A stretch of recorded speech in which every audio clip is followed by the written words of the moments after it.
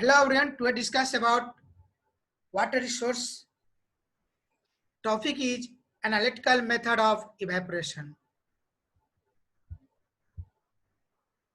An analytical method of evaporation estimation, it is divided into three categories: water weight method, energy balance method, and mass transfer method.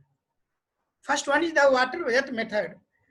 It is the simplest method but the least reliable amongst all the three methods. It involves writing hydrological continuity equation for the lake and determining the evaporation from calculating other variables. Continuity equation for the lake is written as P plus VIS plus VIG is equal to VOS plus VOG plus EL plus delta S plus TL.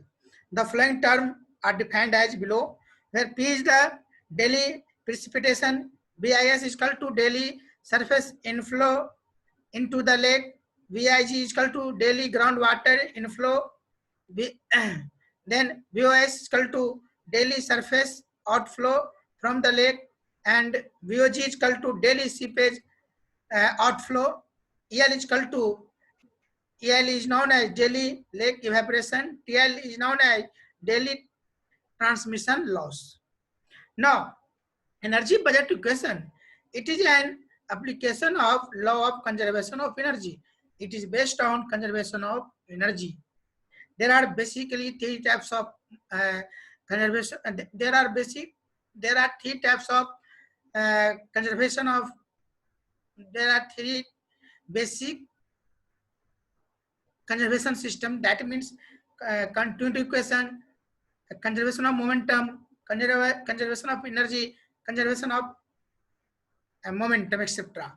Energy method based on conservation of energy. It has also discussed in fluid mechanics. You have a study about fluid mechanics, energy conservation, momentum conservation, etc. The energy available is determined by considering the incoming energy, outgoing energy, and energy stored in the water body over a known time interval.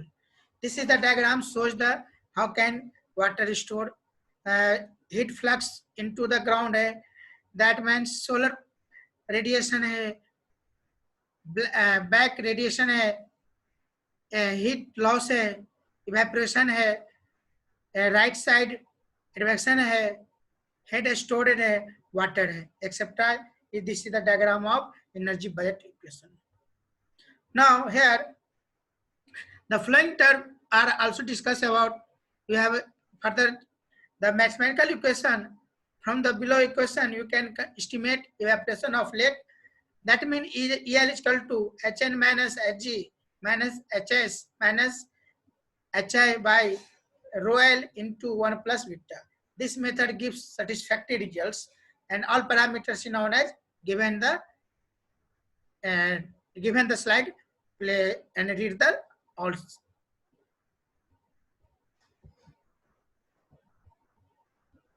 That means HN is equal to HA plus H, then H6 HS plus HG plus HS plus HI.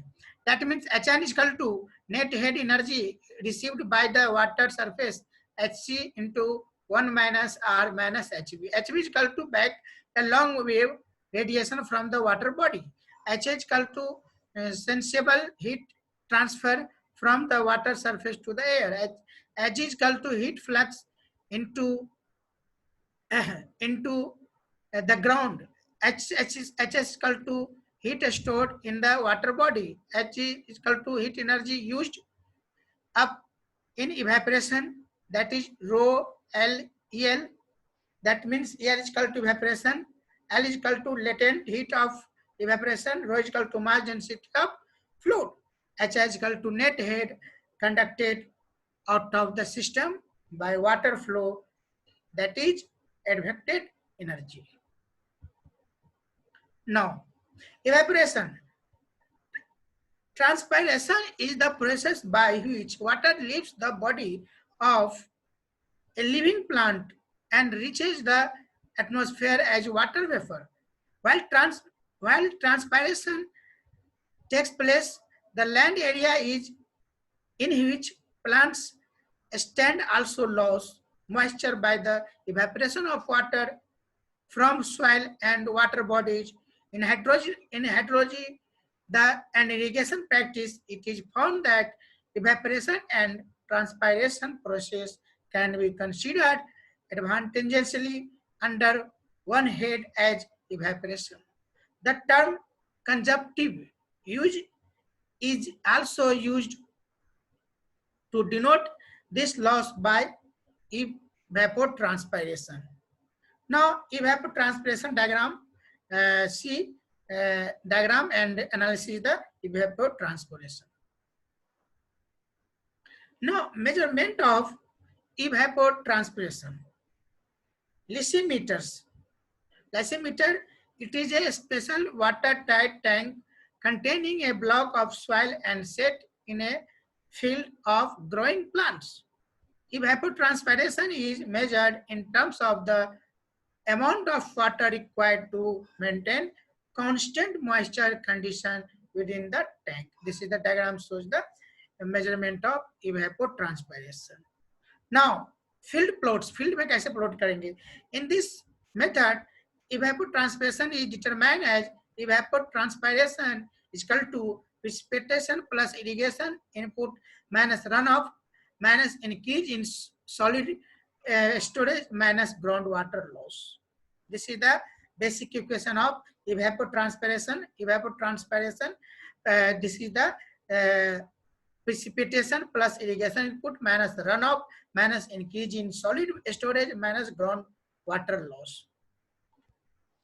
Now, measurements are usually confined to precipitation, irrigation input, surface runoff, and soil moisture.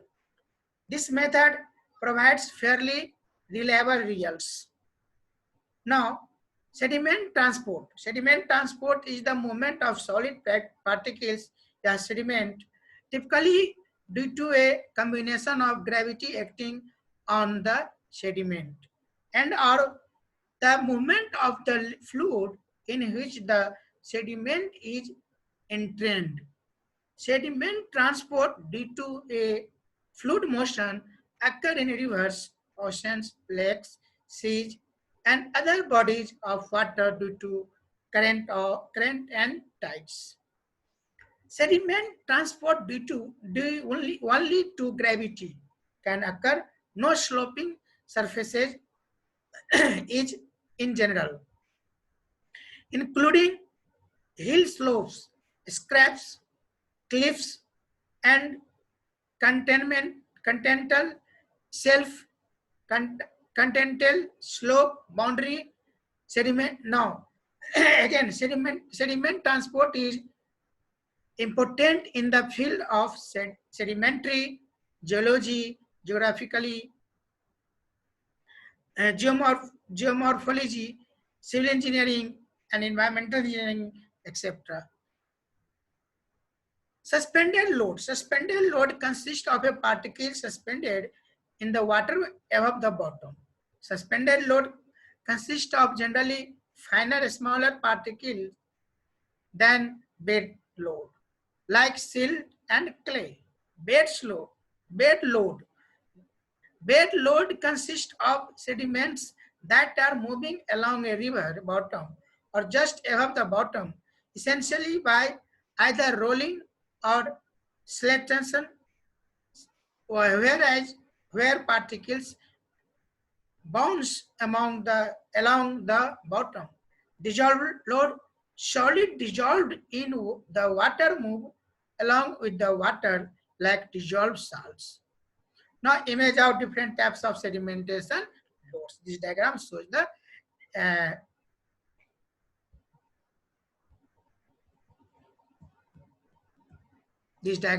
the different types of sedimentation load.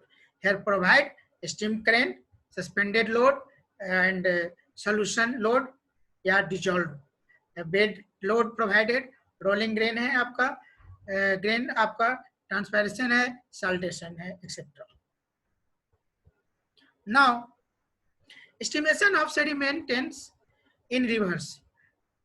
Directly sampling water sediment mixture. This method includes graph sampling. Graph sampling, it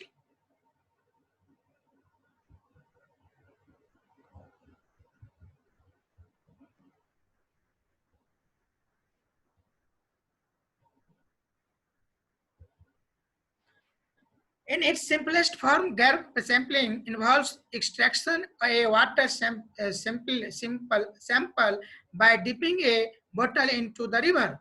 The sample will need to be analyzed in the laboratory to determine its suspended sedimentation concentration.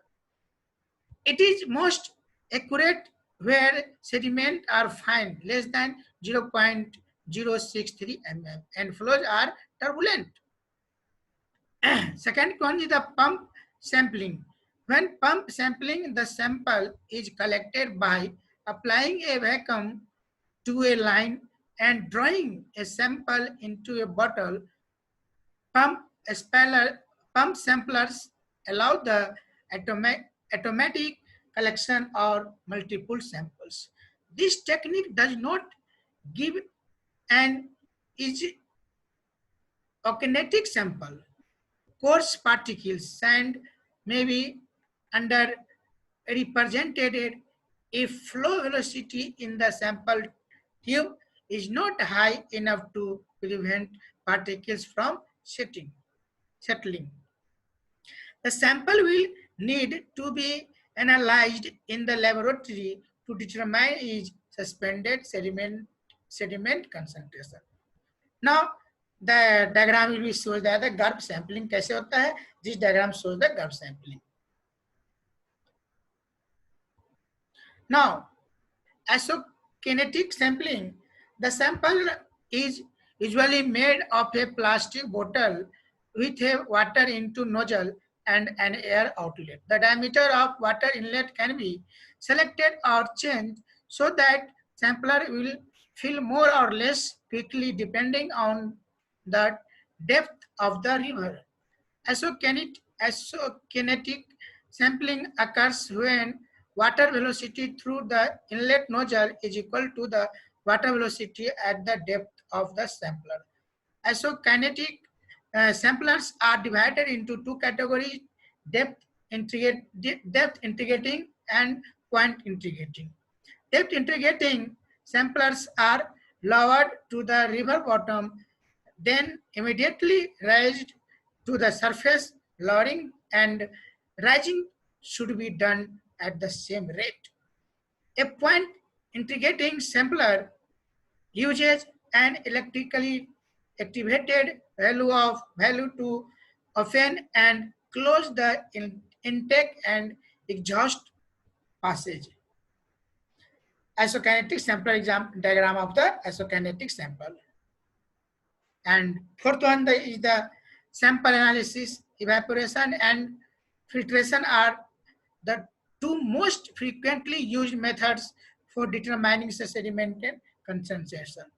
Filtration is faster, and this is recommended when the quantity of sedimentation is small and or coarse grained. Same sample size and filter paper pore size and diameter depend on the suspended sediment concentration of the sample being analyzed. The evaporation method is usually best for high concentrations of sediment greater than 2000 milligram per liter. The evaporation method consisting of allowing the sediment to settle to the bottom of the sample bottle, connecting the